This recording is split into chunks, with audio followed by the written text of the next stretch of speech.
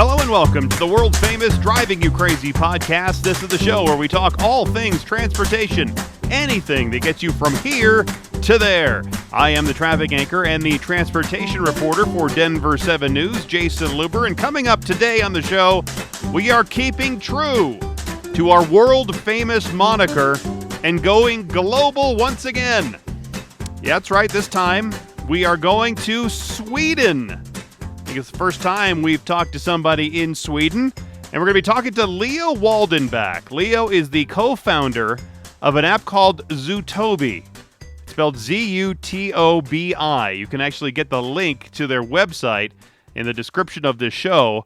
Zutobi is an app that helps teach driving education to new and I suppose old drivers right there on your phone. You can also use it on your computer. And I think actually in many ways, it might be better on your computer because they have this blog as part of their website that is full of great information about how you deal with different driving situations. So Leo and I, we'll talk about that. We'll talk about how the app works.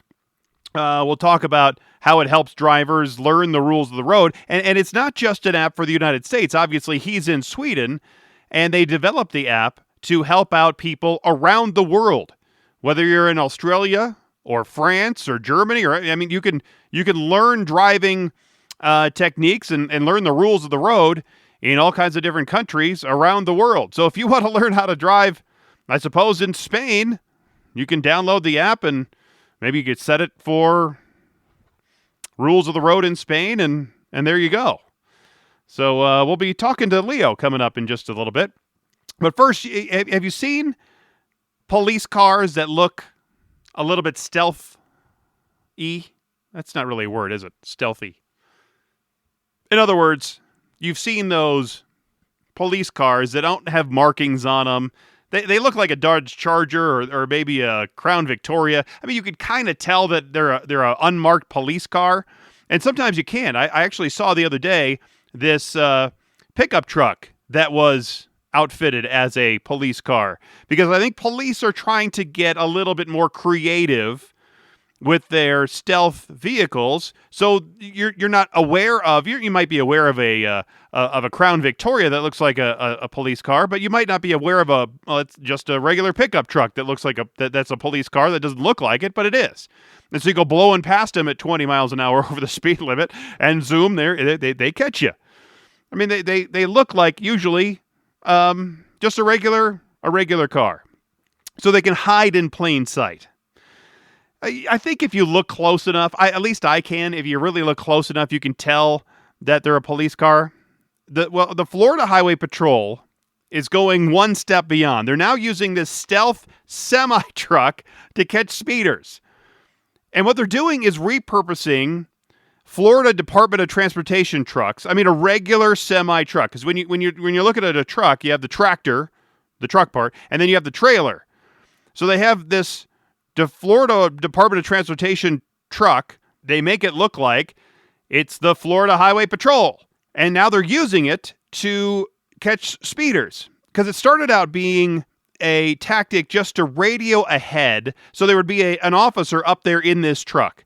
And they'd just be driving down the road, and you're not thinking that a semi-truck is actually going to be a police car or radioing up to officers up the road and going to catch you for speeding. But that's what they would do. So they would wait for somebody to go blowing past them, and this is in Florida. And if you've ever driven in Florida, it's pretty flat, obviously, relatively straight for all the highways, and people routinely go very, very fast in Florida. It's rare to see people doing even close to the speed limit there in Florida. So these troopers that would be waiting up the road, they would conduct the traffic stop, and the tractor-trailer driver would just be calling it up. But it looks like a Florida State Patrol vehicle. And you would think that would raise some kind of suspicion.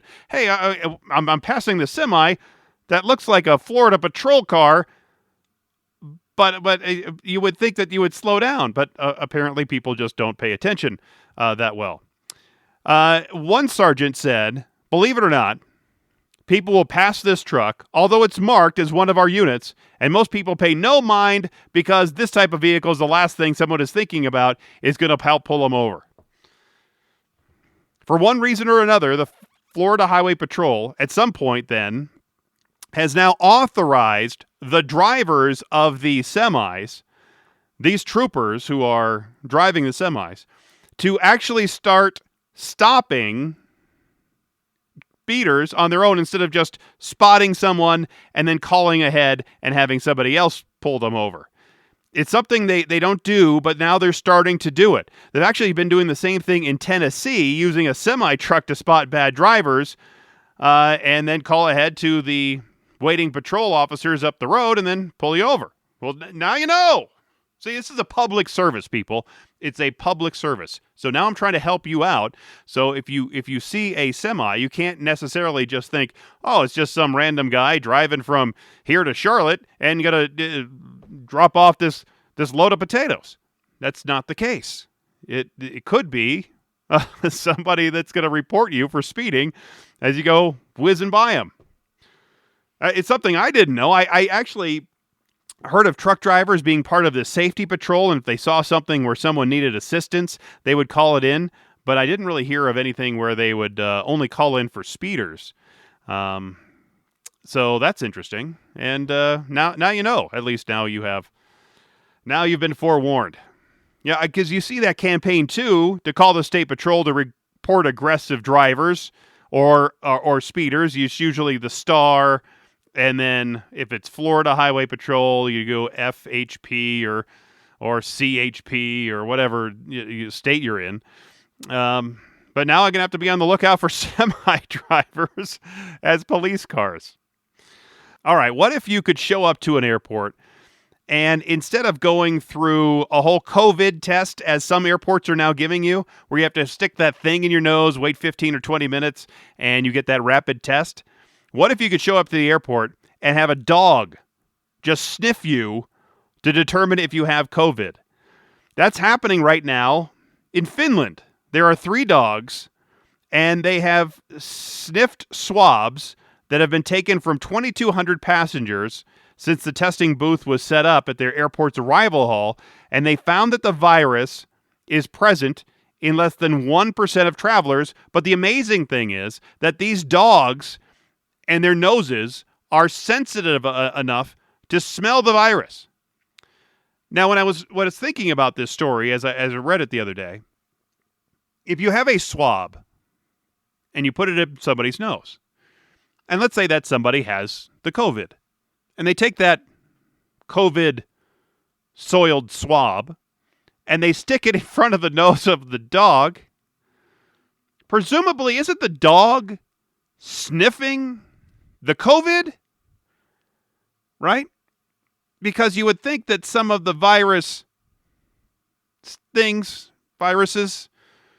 might come off of the swab and wouldn't be trapped necessarily all over the swab, and some of it might come up and then get into the dog. Because didn't we hear early on that dogs and cats could catch it? Maybe they're immune. Maybe they've already had it. Maybe they have a dog vaccine for the COVID, and you don't have to worry about it. But I'm worrying about the dogs. Now, I think it's a great idea because a dog can, boom, instantly smell it, and probably could smell it as you walk up before you even stick the swab in your nose. Dogs are really good about smelling, and then cats too. They're good about. You've heard about the stories about cats in nursing homes that will go into the room of a patient, or if it's a hospice, go into the room of somebody and be able to almost smell that those people are about to pass away. So animals obviously have some extra great sense of smell and what's happening, and I think it's a great idea. And although this research is not due for total completion until December, the team that's working on it say the initial findings say that it's really good, and that the detection rates of the nasal PCR tests are in line with what the dogs are finding. And the researchers are now analyzing how closely these two sets of results match each other, whether the dogs find coronavirus in passengers whose infection was confirmed by the PCR test, and they want to publicize these findings at the end of the year. So imagine you just have dogs not only sniffing for explosives that are walking through the airport, but they're also sniffing for viruses or other illnesses that you might spread all over the aircraft and all over the airport. I mean, they say the dogs can detect the virus with almost 100% accuracy up to 5 days earlier than a PCR test. That is remarkable. About 100 travelers a day have been queuing up for this test there in Finland, which involves wiping the swab under the skin, and then you put in front of the dog, who then sniffs it and then hopefully doesn't get the COVID. I'm just worried about the dog. As right we should be. Speaking of going global, just down the road a skosh from Finland is Sweden. Now, a few episodes back, I had a great conversation with 911 driving school owner Jeff Westover, and someone reached out to me to tell me about something else that is helping out new drivers. There's a phone app that is helping teens and new drivers learn the rules of the road and helps them ace their driving tests. This app is called Zootobi, and the founder, as well as the head of growth for Zootobi, Leo Waldenbach, is joining me from Sweden to talk all about this app and how it can help students learn to drive. Leo, welcome to the world-famous Driving You Crazy podcast. Thanks for having me, Jason. So before we talk about the specifics of the app and how it works, let's talk about you. How's it going in Sweden right now? Well, of course, with Corona, it's a special world right now, but we're managing. We're just focused on improving our company, improving our courses. So for us, the team at Zootobi, we've just been, grinding through this entire time actually. So, I'm glad I'm at a point in my life where I have something to really focus, doing.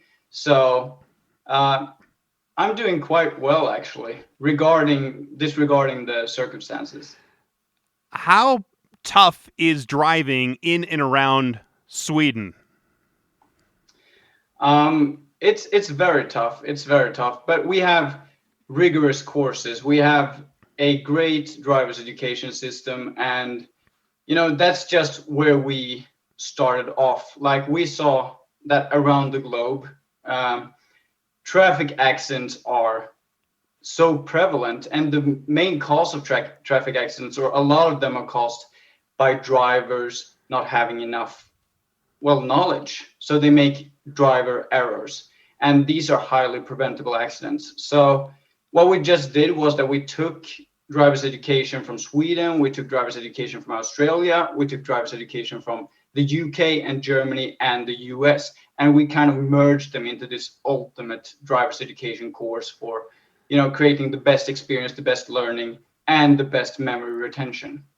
So what's your background then in, is it either app development or is it in driving and teaching how to drive that led you to create this new app? Yeah, I've worked with an online education company before. So I already know what people want and what they need. So that just, got us into this when we saw the terrible statistics, and also, how we were affected. A lot of us in the Zootobi founder team, we're actually a bunch of brothers. So we had a traffic accident close to the family. And then we were like, okay, this wasn't a preventable accident. Why wasn't it prevented? And that's where we started thinking, what can we do? Is there anything we can do to increase the knowledge of drivers on the roads? And since we were already in the e-learning game, it was easy for us to transition to driver's education. So let's talk about the app. How does it work? And after I download it onto my phone, what does it look like? And take me through some of those steps. Yeah, sure. So we've created a gamified all-in-one driver's education app. So it has both driving theory, summarized driving theory, and practice tests. What's gamified with it is that it has point system, it has achievements, level up systems, and you can also compete with your friends. And this has proven to be remarkable in terms of memory retention and the speed at which the students are learning.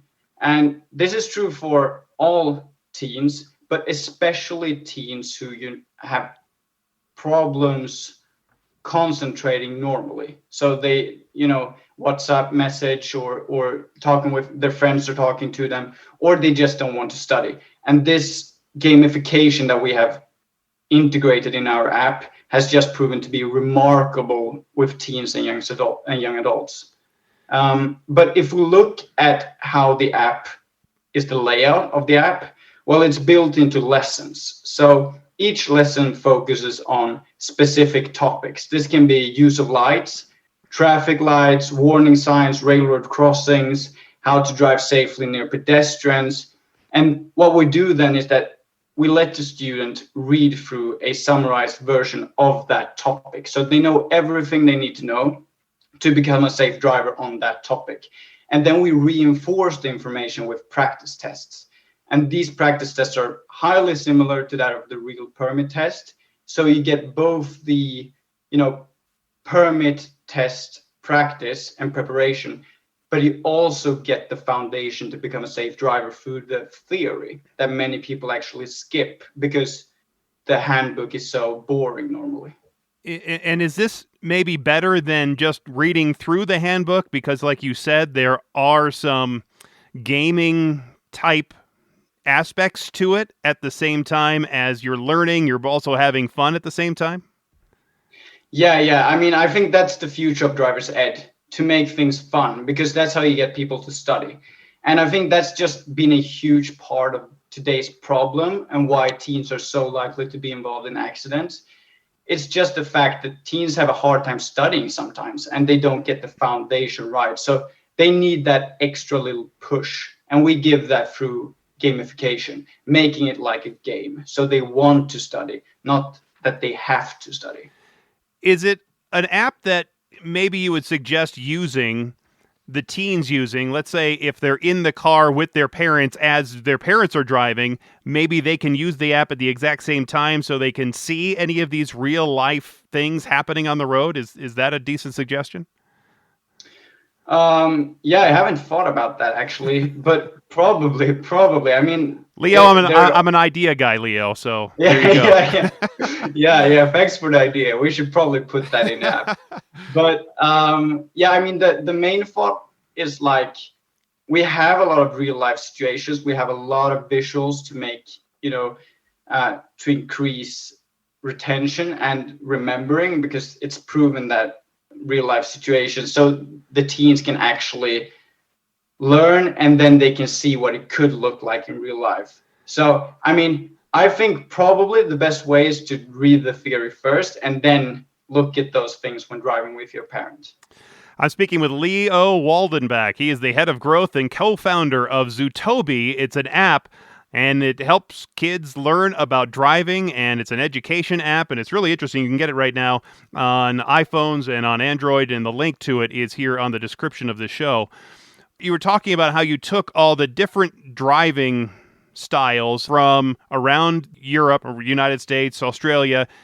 There are a lot of different driving styles regionally within the United States, and I imagine it's the same thing around the world, that Germans will drive different than Sweden and then different than Australia and different than Spain. So how do you incorporate that in the app when you have so many different driving styles, not only in one country like the United States, but around the world?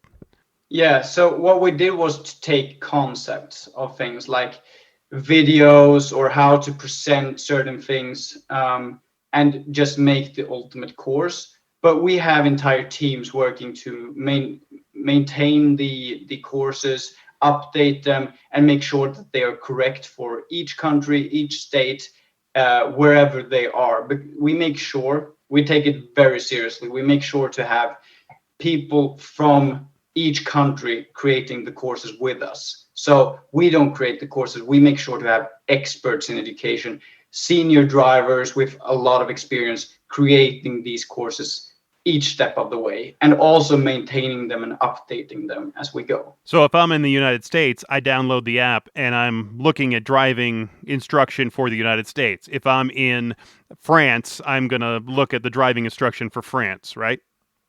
Yeah, exactly. And we've made sure that we don't rush new countries because we want to create them right. So we make sure that they are the best in the country. In each country, we like in the United States, we are positive that we have the best driver's education in the whole United States. And we wouldn't want to have it any other way. And we wouldn't even think about, releasing a new country before we have it like that in the United States. Do you cover every possible scenario or just some of the top driving issues that some kid might face while they're out driving? We cover most situations, but we don't cover everything. It's a balance because, we need to create an engaging, high quality course that people can actually complete. So if we were to take driving emergencies, for example, we could cover 100 different driving emergencies, but 70 of those, there's 0.0% chance that you will actually be involved in a driving emergency like that. So we have to choose the most common ones and maybe the most dangerous ones, but we try to make sure to cover as much as possible while still making sure that people can go through our course. And you cover some of those on your website, on the blog, and I want to talk about some of those in just a little bit because some of them are great, and it really, I think, helps out kids to at least read it before they get into those situations. But we'll talk about that in just a little bit. But I also talk a lot about weather and how weather affects the drive. I'm sure weather affects the drive a lot there in Sweden. With the cold weather, you're going to see a lot of snow, but you're also going to have kids having to deal with hydroplaning and just a lot of water. Also, sun glare. Sun is a huge issue for the commute, at least here in the Denver area and across the United States.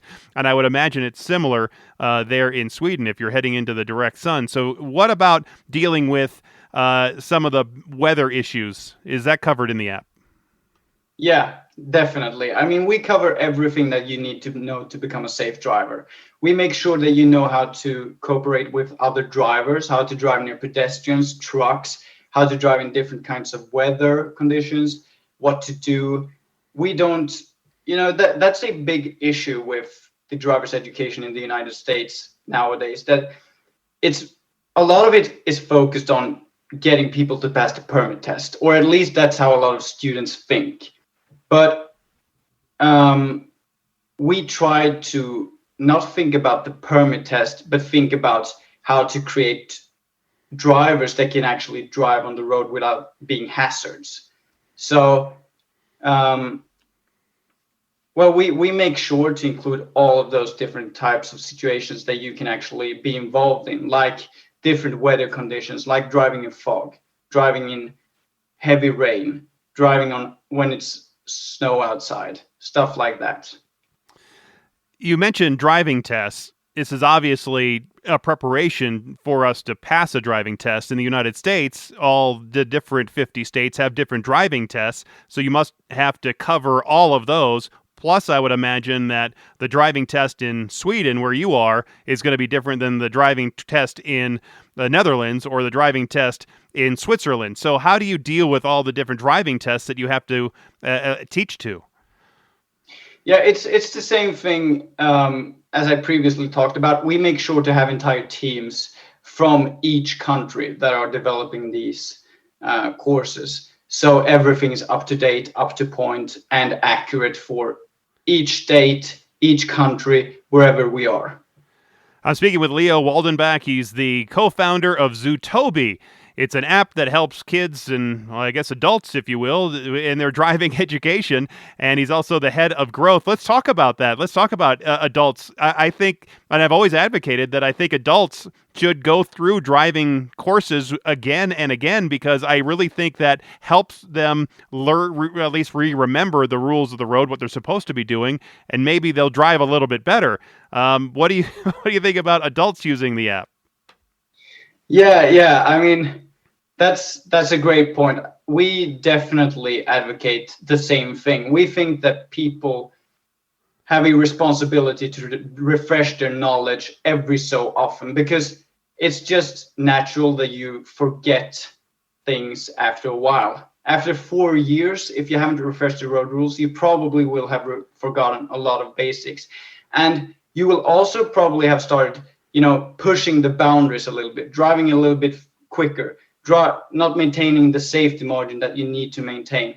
So I definitely recommend people to use our app as a refresher course, to refresh their knowledge, just to, well, first of all, if they haven't got the foundation already because they had bad driver's education before, but also to refresh their knowledge to just, okay, how you've started driving, that's not how you should drive. But after a while, it's something that a lot of drivers tend to, push the boundaries. No, that's a good point. And it's interesting you say that. Just because we started driving a certain way doesn't mean that's the way we should be driving. And we could always go through those refresher courses again, and maybe it would prevent crashes like the one that your family had to go through. Yeah, I think so, definitely. And I mean, if we look at the statistics throughout the United States, about 50% nationwide failed their permit test the first try. And that's just, well, it's horrible statistics, but it also tells you that there are a lot of teams that, pass the permit test just barely without any knowledge whatsoever.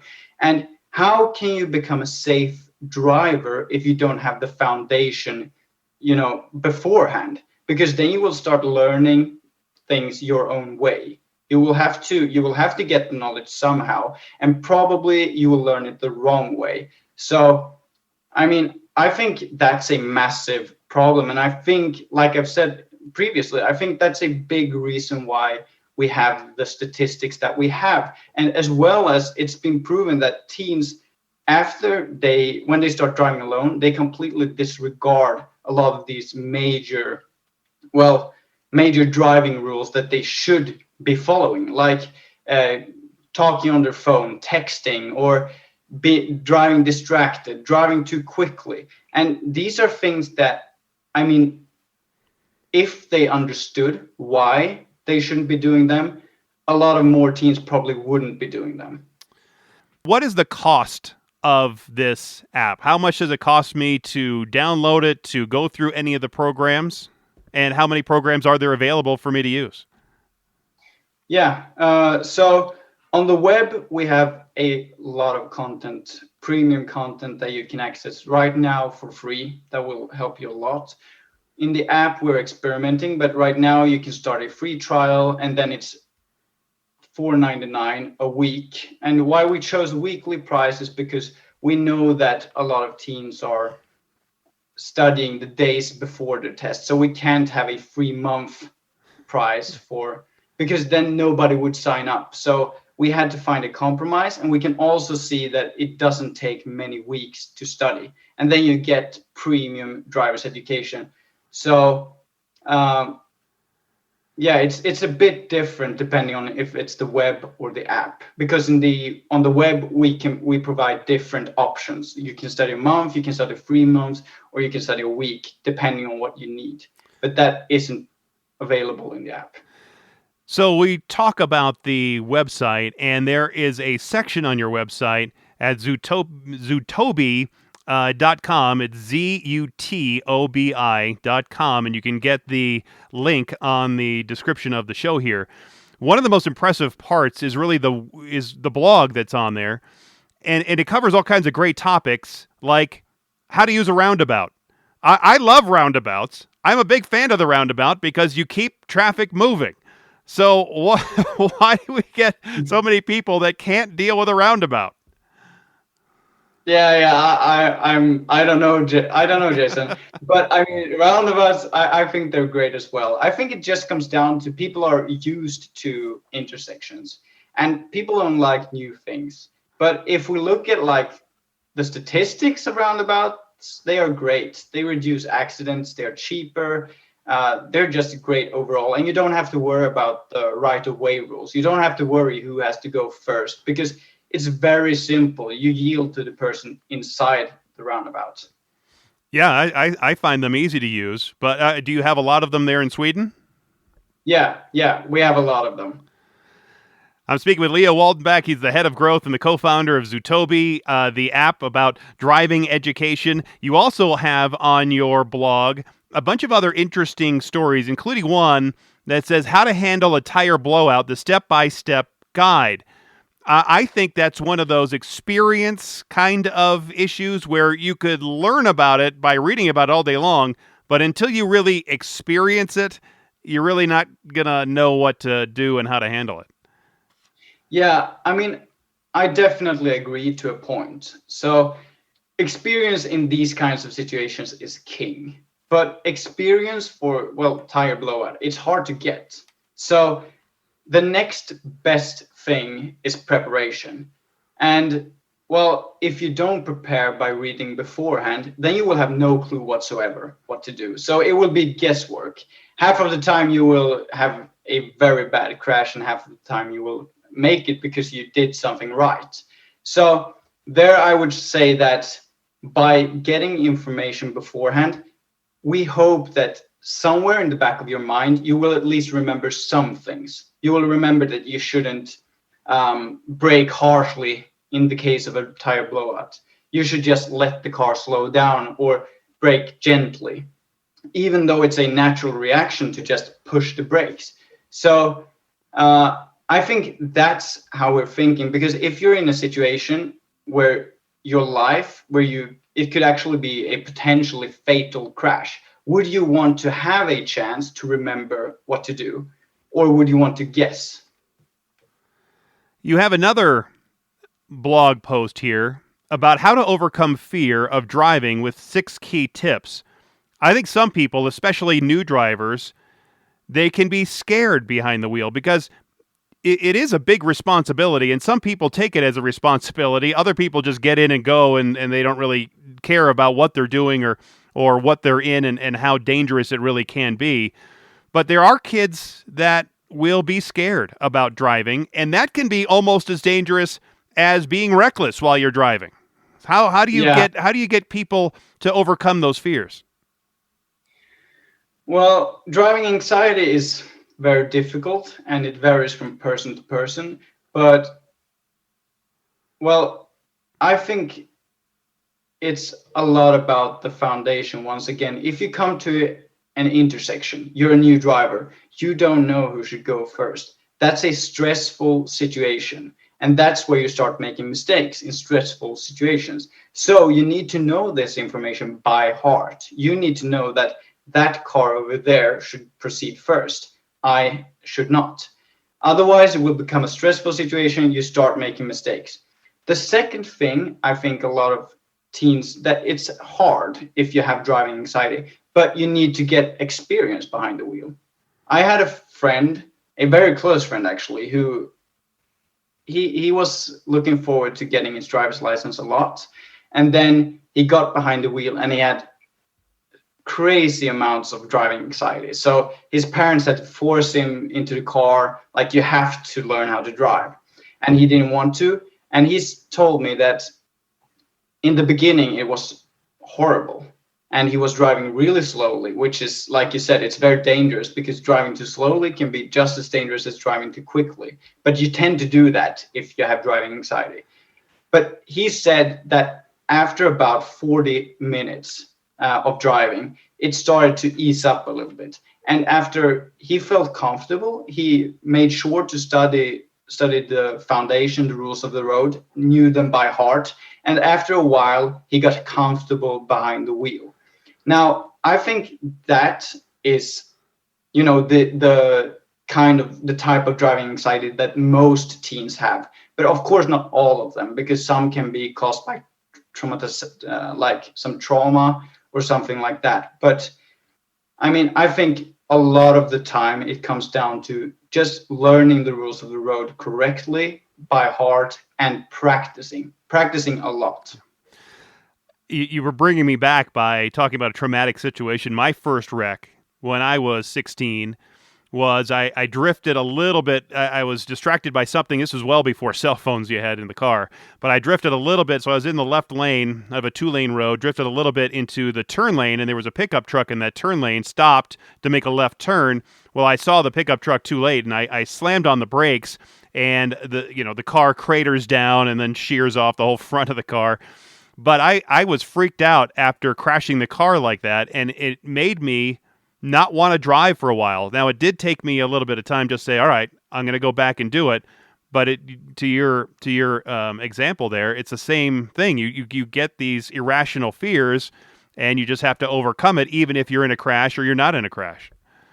Yeah, I mean, your situation is very well. Yeah, it can probably be much more difficult for you if you have some bad situation like that when driving, or some family member might have been involved in a crash or something like that. But yeah, I mean, if you don't get behind the wheel, you're probably never going to get over it. So I think that's the only way, although I am not an expert on driving anxiety. So I mean, that's my advice. And then if maybe you can talk to someone about it, find out what the fears are and talk about them, so you can move on. I also see on this blog a couple of interesting things. One, it's how to drive a stick shift. At least in the United States, we're getting away from stick shift cars. Maybe they have more of them in Europe. Why do you teach about stick shifts when, for the most part, most cars are going away from it? Yeah. Well, our reasoning there was that sometimes if you're going to Europe, if you're traveling to Europe, then you might have to drive.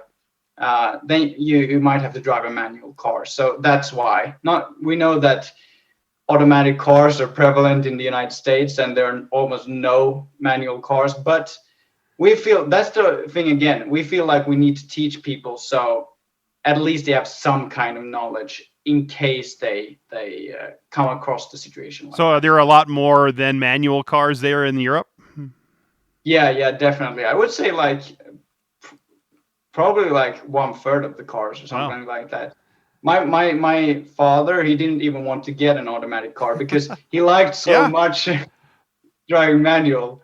So I'm the same way. I used to love this stick shift. It was great. It was I think you get a better feel for the car and for the road and for driving. It's bad in stop and go traffic, that's for sure. But I enjoyed it a lot. You also have a little blog on hand signals. Nobody uses hand signals anymore except for the one where they're showing you the number 1 signal.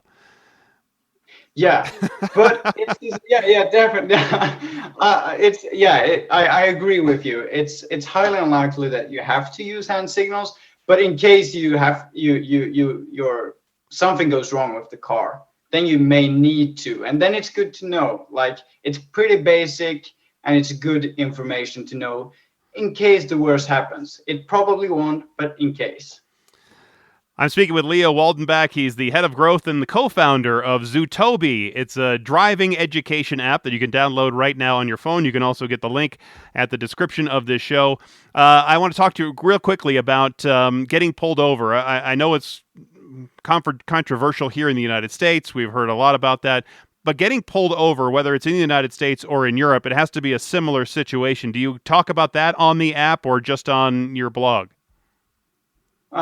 Yeah, I mean, you said you were impressed by our blog. I can tell you that our courses, you will be very impressed by them. So, I mean, we do provide content on our blog, but our courses, they go through stuff like that. We have, and I think it's called Emergency Vehicles, our chapter where we go through how to act near, emergency vehicles and if you get pulled over. We have a step-by-step guide what you should do.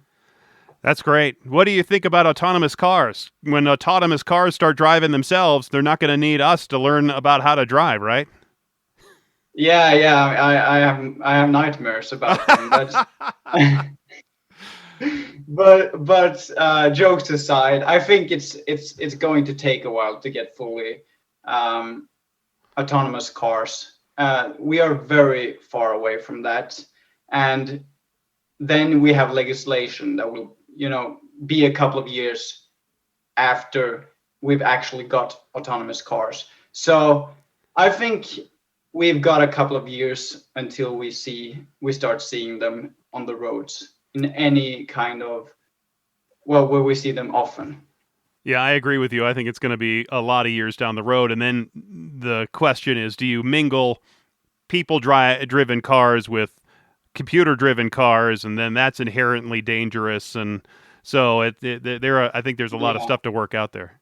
And I think, like most people as well, they don't want to give like all of the control to the car. They want to be able, in case of an emergency, they want to be able to take control of the car. They want to have the ultimate control in case something bad happens. And then you will still need to have a license. You will still need to know the rules of the road. So, I mean, for it to go like where you can sleep in the back seat, I think that's like very, very far away. So I'm not that scared, but we until that time, we do want to make drivers as safe as possible. And finally, describe, if you will, because most people that are listening, the way we do have listeners around the world. We are really downloaded a lot in Russia just the last month for some reason. I don't know why.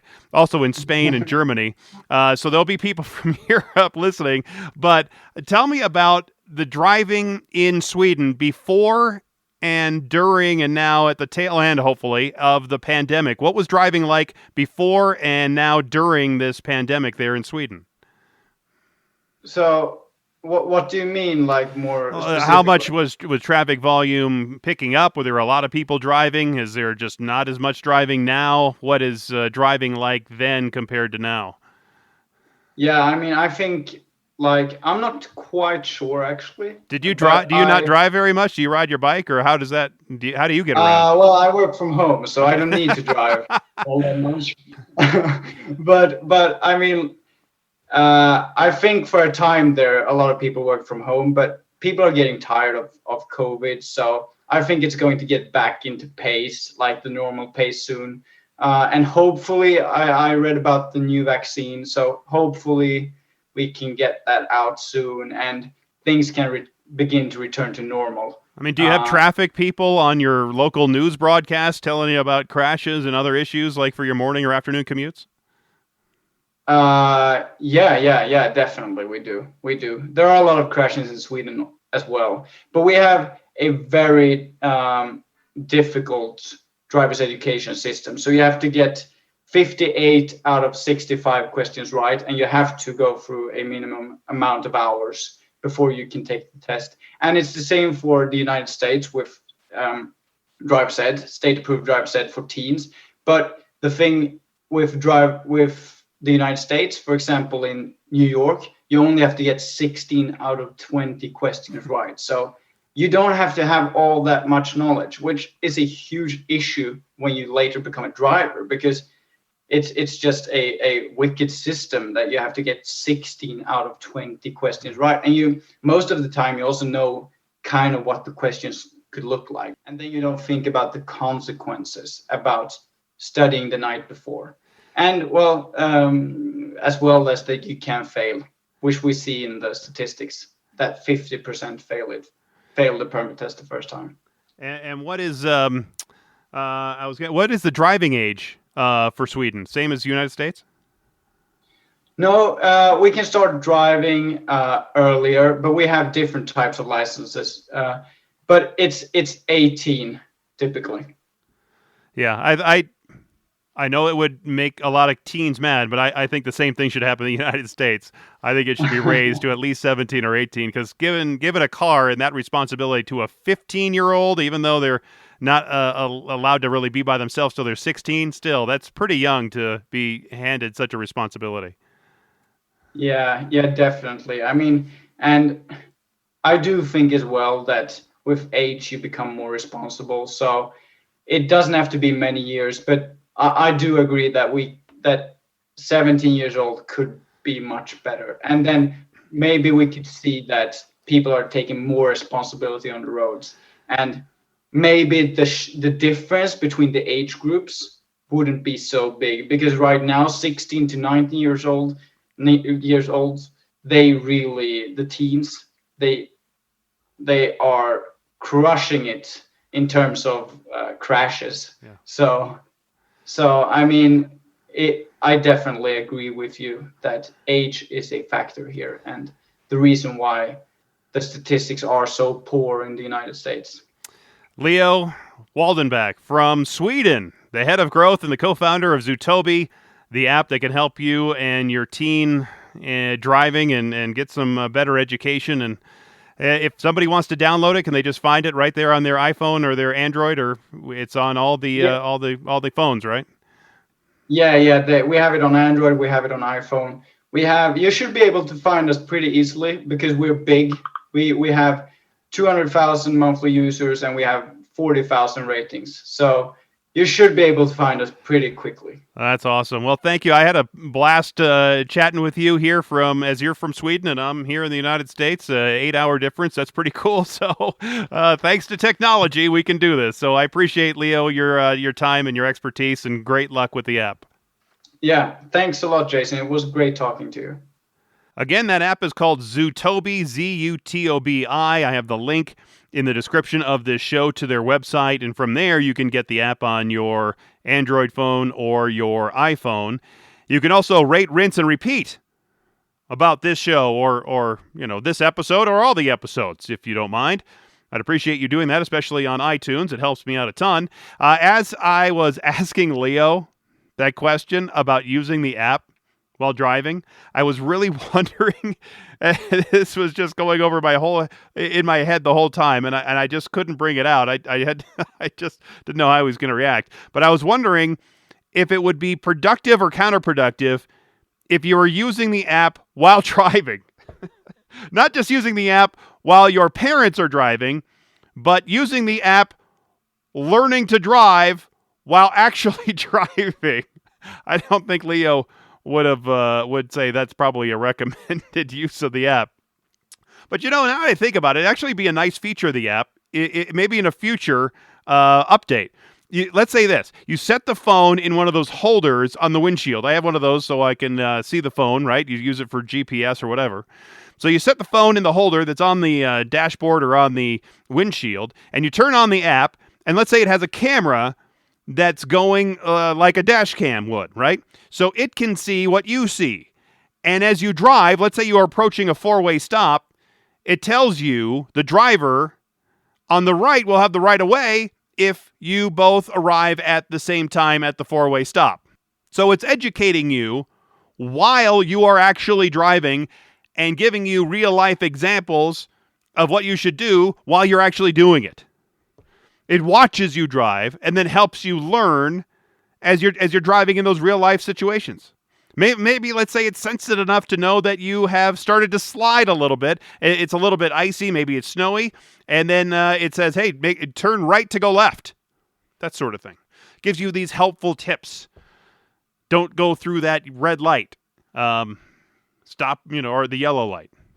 Don't speed up, slow down at the yellow light. Don't pull out halfway when you're at the intersection making the left. Stay back to the crosswalk. Watching you drive and helping you learn to drive as you are driving. I think this is a brilliant idea. But look, I'm just an idea guy. I would have no idea how to get this done. Maybe Leo knows how to get it done. All I ask is a 10% idea fee. That's it. Just see, look, a minor 10% idea fee, and you could send the checks to 123 Spear Boulevard, Denver, Colorado, 80203. Boom. There you go. You see? Learning to drive while driving as it's watching you drive. It's brilliant. It's brilliant. You can also contact me if you want to by dropping me an email at DrivingYouCrazyPodcast@gmail.com. You can also call me on the phone, or at least leave a message on my voicemail at 303-832-0217. And if you want to call me globally, hey, I have WhatsApp, so we can always hook up. And then, of course, Zoom. That's how I was hooking up with Leo. We talked on the old Zoom, and so it worked out really well. So it makes calling across the world easy. There you go. Well, anyway, thanks to Leo for joining me here on the show. Thanks for listening. And until next time, I'm Jason Luber, the traffic guy. Be safe, and as always, happy motoring.